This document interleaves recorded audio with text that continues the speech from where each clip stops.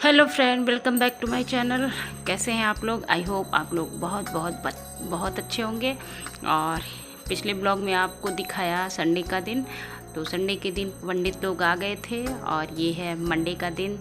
तो पंडित लोग अपनी पूजा पाठ कर लिए हैं और मैं भी अपने घर के कामों को ख़त्म करके लिपाई पुताई झाड़ू पोछा सब मतलब पोछा नहीं, झाड़ू लगा के चूल्हे की पुताई करके और मैं आ गई हूँ नहा धोकर पूजा करने। तो आरती वगैरह मैंने कर ली है और अब मैं जा रही हूँ जल चढ़ाने। ये कमरा बाबूजी का कमरा है, ये पूजा का कमरा है।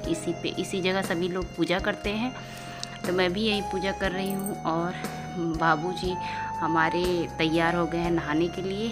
तो हमारे बाबूजी की उम्र 93 साल है, अभी भी काफ़ी एक्टिव है, लेकिन अब उम्र का असर थोड़ा थोड़ा हो रहा है उनके ऊपर।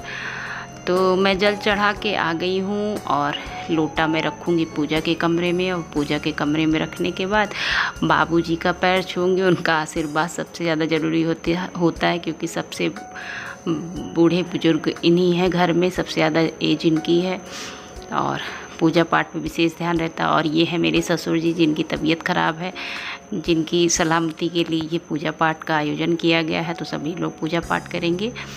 तो मैं आ जाती हूँ किचन में और किचन में आके मैंने निकाली अपनी चाय और चाय आकर मैं कमरे में पी रही हूँ। और बेटे को दे दिया है ब्रेड, वो भी अभी चाय पिएगा, ब्रेड करेगा। तो मैं चाय पी के आ गई हूँ चूल्हे के पास। तो मैंने कुकर चढ़ा दिया है, कुकर में कर दिया है लेप, मतलब मिट्टी का लेप लगा दिया, जिससे कुकर अच्छे से छूट जाता है, जलता नहीं है। और मैंने चढ़ा दिया है आलू, क्योंकि पंडित लोग एक टाइम फलाहार करेंगे और दूसरे टाइम खाना खाएंगे। तो फलाहार की तैयारी मैंने सबसे पहले कर दी है। अभी 6:30 बज रहा है घर में, तो 6:30 बजे पूजा पाठ सारा मतलब लगभग काम हो गया है।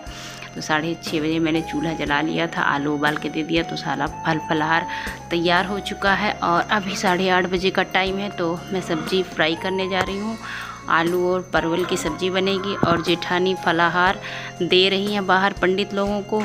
तो बच्चे लगे हैं हेल्प में, हस्बैंड भी लगे हैं। तो कोई पानी ले जा रहा है, कोई फलाहार ले जा रहा है, कोई चाय ले जा रहा है, कोई मतलब ऐसे ऐसे सभी काम कोई न कोई कर रहा है। तो फलाहार लगभग जा चुका है और मैं जल्दी जल्दी सब्ज़ी फ्राई कर लेती हूँ। तो मैंने तड़का लगा दिया है जीरा, मेथी, लहसुन, प्याज और मिर्च का, और उसमें मैंने परवल डाल दिया है। तो थोड़ा सा तड़का होने के बाद परवल डाल दिया, उसके साथ डाल दिया है नमक। तो नमक पड़ने से अच्छे से परवल भी हो जाएगा और तड़का भी उसी के साथ होता रहेगा और परवल भी हो जाएगा। और दाल मेरी हो चुकी है, दाल का कुकर मैं एक साइड लगा देती हूँ और इधर मैं सब्ज़ी अच्छे से फ्राई करके इसमें मसाले वगैरह सब डाल के इसको ढक कर रख दूँगी, तो बन जाएगी सब्ज़ी। तो परवल मेरा हो चुका था सब्जी का, उसमें डाल दिया है आलू, और आलू डालने के बाद उसमें डालूँगी मसाला। और ये मैंने मसाला डाल दिया, यहाँ पैकेट का मसाला था तो पैकेट का मसाला मैंने डाला। उसके बाद उसमें डाल दिया टमाटर और अब डाल दूँगी उसमें नमक। पहले मैंने थोड़ा सा नमक डाला था, तो नमक डालने के बाद मैं इसको अच्छे से ढक दूँगी और अच्छे से ये सब्ज़ी होती रहेगी, क्योंकि चूल्हे की आग है तो बहुत तेज़ रहती है। तो जल्दी से सब्ज़ी भी हो जाएगी। और सब्ज़ी हो चुकी है तो मैंने चढ़ा दिया है चावल, और चावल कुकर में चढ़ा दिया, आँच लगा दिया। तब तक मैं फलाहार कर लेती हूँ, क्योंकि जेठानी फलाहार करने लगी थी तो मुझे भी फलाहार कराया और मैंने फलाहार वगैरह कर लिया है। और मैं सेक रही हूँ रोटी। तो रोटी सेकने के बाद सभी लोग खाना खा लेंगे। और मुझे पता नहीं था कि मुझे पूजा में जाना है, एकाएक सभी लोग बताए कि पूजा में जाना है। ससुर जी बैठ नहीं पाएंगे ज़्यादा देर तक पूजा में, क्योंकि पूजा जो है 5-6 घंटे चलने वाली थी। तो जल्दी जल्दी मैं हाथ पैर धुल के, कपड़े मतलब साड़ी जूठी हो गई थी तो साड़ी बदला और हाथ पैर धुल के मैं पैरों में रंग लगा रही हूँ, महावर।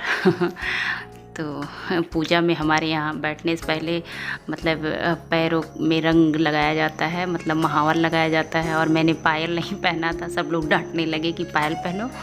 तो मुझे पायल चुभता है पहनने में, तो जेठानी की बेटी पायल पहनाने लगी तो मैंने उससे डांटा कि रहने दो, मैं खुद पहन लूँगी। तो मैं खुद पहन रही हूँ पायल, क्योंकि यज्ञ हवन में सब कहते हैं खाली पैर में बिना पायल के जाना नहीं चाहिए। तो पैरों में रंग और पायल का होना बहुत ज़रूरी है। तो मैं तैयार हो गई हूँ अच्छे से और मैंने ले ली है चुन्नी। तो तो ये दुपट्टा है, चुनरी नहीं थी इस टाइम, क्योंकि पता ही नहीं था कि मुझे पूजा में बैठना है। तो गांव में सब बोले कोछा भर लो। कोछा भरना मतलब कि आंचल खाली नहीं होना चाहिए। तो उसमें मैंने चावल, पैसा और सिंदूर की डिबिया मतलब आंचल में रख के मैं लेके जा रही हूँ पूजा पे बैठने के लिए। तो मैं आ गई हूँ पूजा के कमरे में और ससुर जी बैठे थे तख़्त पे। तो मैं पूछ रही थी कि किधर बैठूं, तो पंडित लोगों ने बताया कि आप बैठ जाओ, और हस्बैंड को बताया आप इधर आके बैठो। तो वो घूम के इधर आके बैठ रहे हैं, मतलब मेरे बाएं। तो मेरे बाएं साइड वो बैठे थे और मैं उनके दाहिने बैठी थी। तो पूजा पाठ की शुरुआत हो जाती है।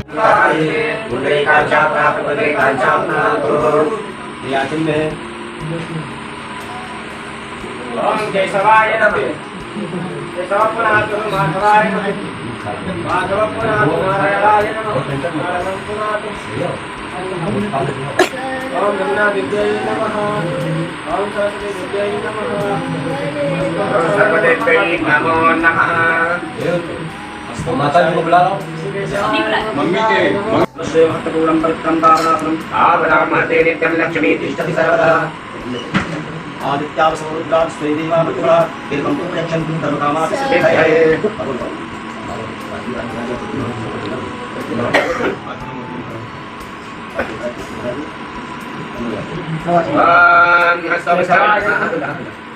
ओम केशवाय नमः। ओम माधवाय नमः। ओम माधवाय नमः। ओम नारायणाय नमः। नारायण मंत्रः शुक्लाय गुणाय नमो नमः। स्तोत्रचार्य ओम भक्तस्तव विष्णुभ्यो शुद्धः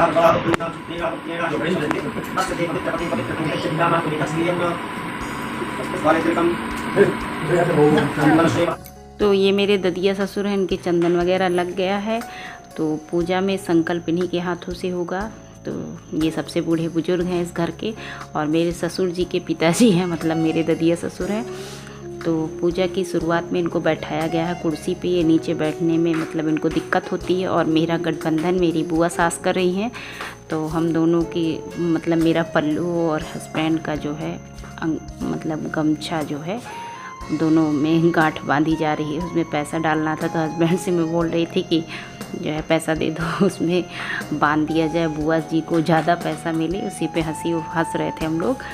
तो ये गांठ बांध के जा चुके हैं। पूजा जिस दिन ख़त्म होगी उस दिन ये गांठ खुलेगी।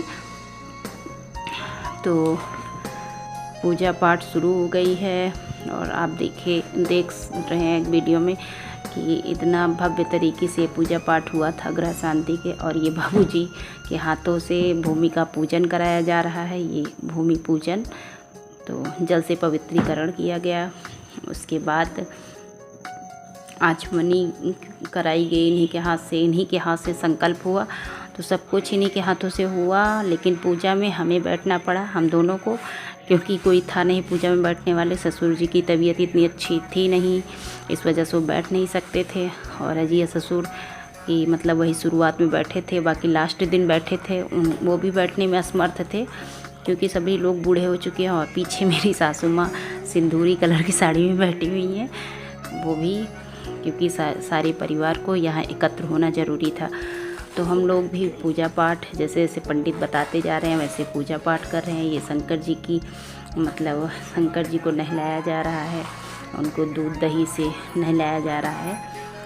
तो पूजा बहुत अच्छी थी, मतलब बहुत अच्छा लग रहा था पूजा पाठ। पंडित लोग जो आए थे बहुत अच्छे थे, बहुत अच्छे से हर चीज़ का अर्थ समझा रहे थे। जो मुझे नहीं थी मालूम था वो भी मतलब वो लोग समझा रहे थे। मैं भी पूछ रही थी कि इसका मतलब क्या है। तो सब कुछ शंकर जी ये भोलेनाथ का है शिवलिंग, इसी पे हम लोग सब कुछ जल पुष्प अक्षत सब कुछ मतलब चढ़ाते जा रहे हैं। दही दूध सब कुछ चढ़ा रहे हैं। तो इस पूजा में 9 कलश की स्थापना हुई थी। 9 कलश 9 देवियों के नाम से था। तो ये सब चंडी पूजा थी।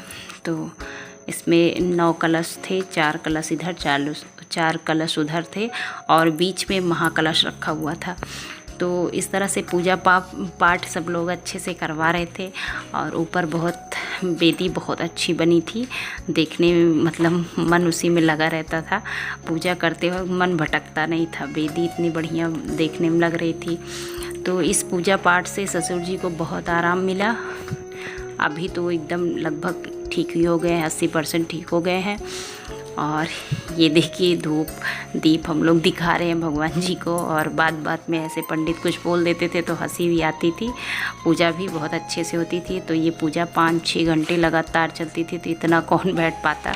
मुझे भी थकान हो जाती थी क्योंकि खाना बनाने के बाद मैं निकलती थी, जैसे वैसे पूजा पे बैठ जाती थी, फिर पूजा पर से उठती तो फिर शाम को पंडित लोगों के लिए नाश्ता बनाना। जेठानी भी थी, मैं भी थी, लेकिन रुकने का एक भी मिनट टाइम नहीं था।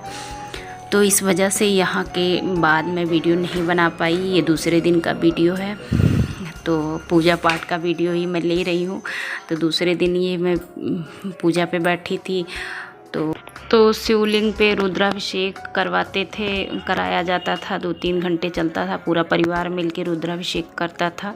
ये तीसरे दिन का वीडियो है, जिसमें भी पूजा पाठ, फिर दोपहर में रुद्राभिषेक, और ये लास्ट दिन का पंडित लोग जा चुके हैं और पूजा हो गई है ख़त्म। ये है शुक्रवार के दिन पूजा ख़त्म हो गई थी। तो हम लोग सारा सामान समेट रहे थे, जितना भी सामान था, मतलब जो पूजा का सामान था। तो ये नदी में डालना था, तो सब कुछ अच्छे से समेट के इधर उधर ना बिखरने पाए, पैर ना पड़े, तो सब कुछ मैं ही लग गई थी, क्योंकि शुरू से अंत तक मैंने ही सारा जिम्मेदारी ले रखा था। तो मैंने सोचा ये लास्ट वाला भी काम निपटा दूँ। तो मैं और मेरा दोनों बेटे मेरे और जेठानी की बेटी सभी लोग मिल के जुटे हैं इस काम में।